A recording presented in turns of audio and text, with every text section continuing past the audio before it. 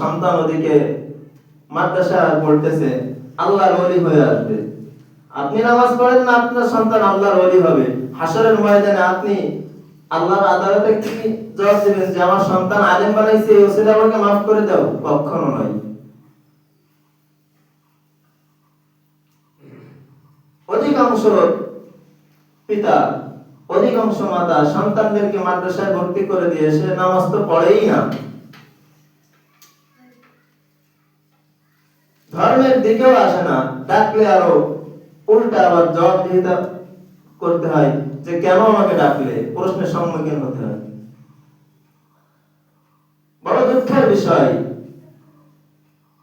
যে 60 বছর 70 বছর হায়াত পাইলাম দুনিয়ার মধ্যে, যে এর মধ্যে থেকে সব থেকে মূল্যবান সৃষ্টি আল্লাহ করেছেন, সব থেকে দামি সৃষ্টি করেছেন, দামি করে সেই জিনিসটা হলো কোরআন নামক বস্তু। এই কোরআনের থেকে দু একটা সূরাও এখনো সহি শুদ্ধ করে পড়তে পারি না। 60 বছর 70 বছর হায়াত হয়ে গেছে আমাদের।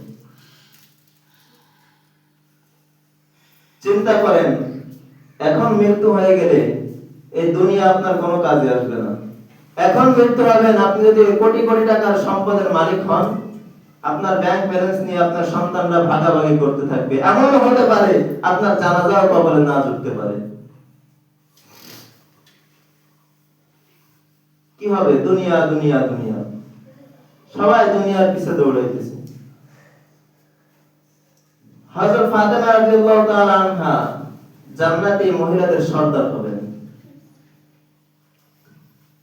যিনি জান্নাতি মহিলাদের সর্দার হবেন, ইনাকে যখন কবরের মধ্যে রাখা হয়েছিল, কবরে একটা সূক্ষ্ম জবাব দিয়েছিল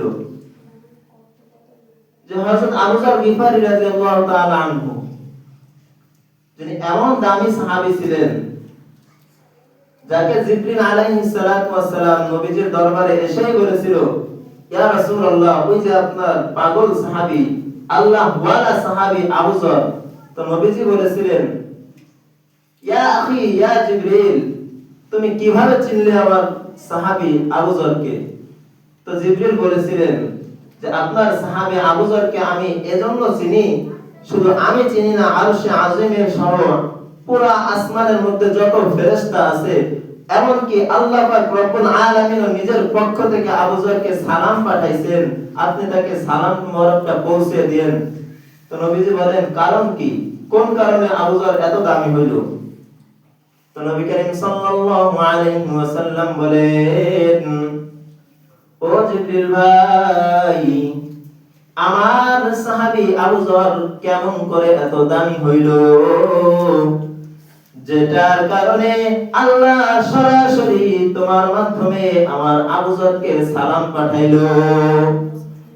এবার জিবরিল আলাইহিস সালাম বলেন, ইয়া রাসূলুল্লাহ, আবু যর এমন একটা আমল করে যে আমলটা যদি দুনিয়ার মধ্যে কোন মানুষ করতে পারে, আল্লাহ পাক রব্বুল আলামিন বান্দা মানুষ থেকে ওই মানুষটাকে বান্দা রূপে কবুল করে নেয়।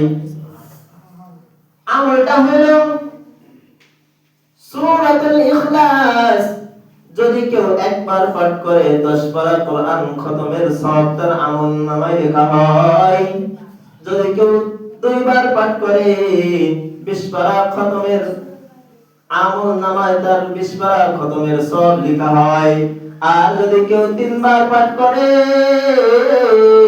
তার আমলনামায় পুরো কোরআন খতমের সওয়াব লেখা হয়।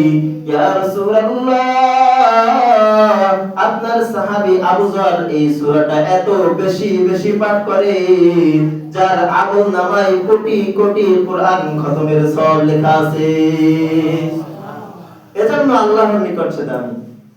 তো এই সাহাবী বলেন, আমি হযরত ফাতেমা রাদিয়াল্লাহু তাআলা আনহাকে কবরে রাখার জন্য কবরের কাছে নিয়ে গেলাম।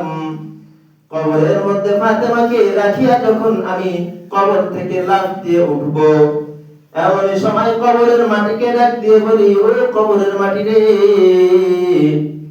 জানোনি আজ এই কবরের মধ্যে, এই মাটির মধ্যে কাকে রাখতেছি? ও মাটি, তুমি জানোনি? পর পর 3 বার আবু যর গিফারি মাটিকে ডাক দিয়ে বলে, ওই মাটি, ভালো করে শুনে রাখো, তোমার মধ্যে আজ এমন একজনকে রাখতেছি যিনি হলেন বিশ্ব নবী মুহাম্মদুর রাসূলুল্লাহ সাল্লাল্লাহু আলাইহি ওয়াসাল্লামের কলিজার টুকরা মেয়ে ফাতেমাকে রাখতেছি। শুধু তাই নয়, জান্নাতের যুবকদের সর্দার হবে হাসান হুসাইন, তার মা ফাতেমাকে রাখতেছি। শুধু তা নয়, জান্নাতের টিকিট ওয়ালা স্বামীর স্ত্রী ফাতেমাকে রাখতেছি, আলীর স্ত্রী ফাতেমাকে রাখতেছি। আল্লাহ পাক রব্বুল আলামিনের কাছে মাটি ডাক দিয়ে বলে, ও গো আল্লাহ, আবু যরকে একটা জবাব দিয়ে দিই, যদি তুমি আমাকে একটু জবানটা খুলে দাও। আল্লাহ পাক রব্বুল আলামিন মাটিকে বলে, ওরে মাটি, যাও যাও, তোমার জবানটা আমি খুলে দিলাম। এবার কবরের মাটি আবু যরকে ডাকতে বলে, আবু যর, আমি কোন নবীর মেয়েকে চিনি না, আমি কোন হাসান হুসাইনের মাকে চিনি না, আমি আলীর স্ত্রীকে চিনি না, আমি জান্নাতের সর্দারের জান্নাতের মেয়েদের সর্দারদেরকে চিনি না। আমার মধ্যে একমাত্র পরিচয় হবে একমাত্র নেক আমল। যদি নেক আমল নিয়ে আসতে পারে, আমি মাটি তাকে তার সঙ্গে ভালো ব্যবহার করব, যতদূর পর্যন্ত তার চোখের দৃষ্টি যাবে আমি মাটি প্রশস্ত হয়ে যাব। আর তার মধ্যে আমার মধ্যে এমন একটা বিছানার ব্যবস্থা করে দিব, যে বিছানার মধ্যে একবার ঘুমাইলে কিয়ামতের আগ পর্যন্ত ঘুমায় থাকবে।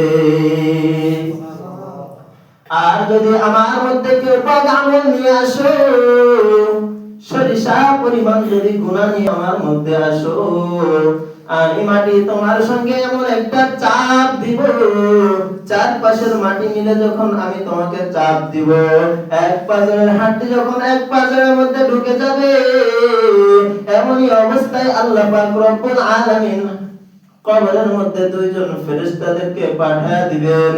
ফেরেশতাগণ আসিয়া তোমাকে যখন প্রশ্ন করবে, মান রাব্বুকা মান দীনুকা ওয়া মান নাবিয়ুকা, প্রথম প্রশ্ন মান রাব্বুকা, তোমার রব কে?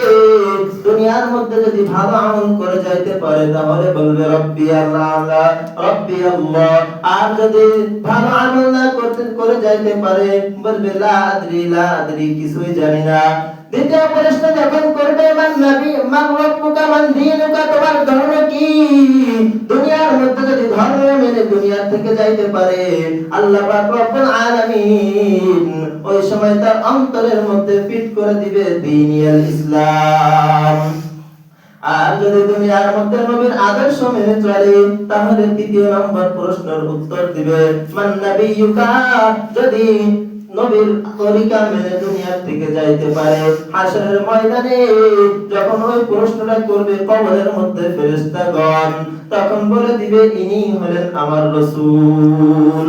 যদি তিনটা প্রশ্নের উত্তর সঠিকভাবে দিতে পারে, আল্লাহ পাক রব্বুল আলামিন কবরটাকে জান্নাতুল ফেরদাউসের উচ্চ মাকাম হিসেবে কবুল করে নেবে। আর যদি তিনটা প্রশ্নের জবাব না দিতে পারে, আল্লাহ পাক রব্বুল আলামিন জাহান্নামের আগুন কবরের মধ্যে জ্বালায় দিবে। শুধুমাত্র জাহান্নামের আগুন জ্বালায় দিবে তা নয়, এই যে সূর্যটা 13 লক্ষ মাইল দূরে এখন অবস্থিত আছে, এই সূর্যের একটা মুখ জমিনের দিকে ফিরায় রাখছেন।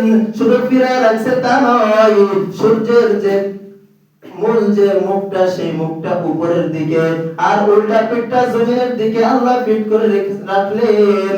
কারণ এত গরম যদি দুনিয়ার মধ্যে পড়ে, আমার বান্দাগণ আমার ইবাদত করতে পারবে না। শুধু যে উল্টা একটা মুখ দুনিয়ার মধ্যে